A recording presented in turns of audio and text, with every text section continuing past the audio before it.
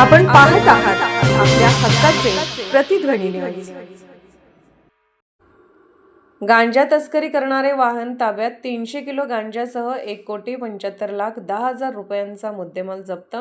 आमचे सांगली वार्ताहर मुकुंद मोहिते कळवतात की सांगली जिल्ह्यातील अंमली पदार्थांची तस्करी व विक्री करणाऱ्यांविरुद्ध कारवाई करण्याच्या आदेशानुसार स्थानिक गुन्हे अन्वेषण शाखेने मोठी कारवाई केली।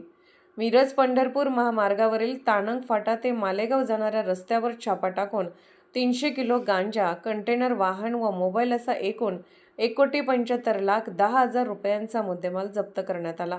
या कारवाईत मंगेश प्रकाश मोरे वय 46 राहणार पोरजाईवाडी तालुका कोरेगाव जिल्हा सातारा याला ताब्यात घेण्यात आले।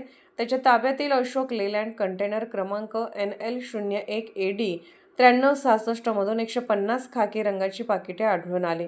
प्रत्येक पाकिटात अंदाजे 2 किलो वजनाचा हिरवट काळपट रंगाचा तयार गांजा असल्याचे पंचांसमक्ष तपासणीत निष्पन्न झाले।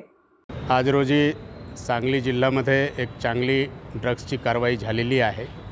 यांच्यामध्ये LCV तर्फे एक गांजाचे कन्साइनमेंट ज्यांच्यामध्ये 300 kg गांजा आहे हे जप्त करण्यात आलेलं आहे। यांच्यामध्ये मिरज ग्रामीण पोलीस स्टेशनमध्ये गुन्हा दाखल करण्यात आलेला आहे आणि या प्रकरणामध्ये एक आरोपी ताब्यात घेण्यात आलेला आहे।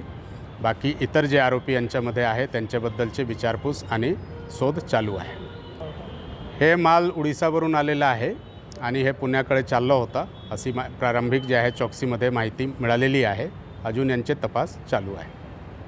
आपण पाहत आहात प्रतिध्वनी चॅनल। अशाच बातम्या पाहण्यासाठी आमच्या चॅनलला सबस्क्राइब करा आणि बेल आयकॉनवर क्लिक करा।